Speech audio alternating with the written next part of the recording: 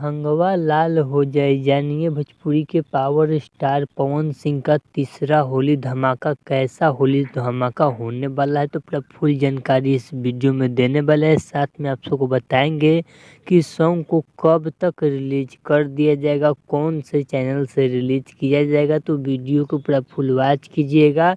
अगर अभी तक आप सब हमारे चैनल को सब्सक्राइब अगर नहीं किए हैं तो प्लीज़ चैनल सब्सक्राइब करें, वीडियो को लाइक करें, प्यार से कमेंट करें। चलिए वीडियो में आगे बढ़ते हैं, बात करते हैं भोजपुरी के पावर स्टार पवन सिंह के तीसरे बड़े धमाका होली के बारे में, जो कि कल ही शाम को इस सॉन्ग के पोस्टर को आउट कर दिया गया है, जिस सॉन्ग का नाम होने वाला है लहंगवा लाल हो जाई।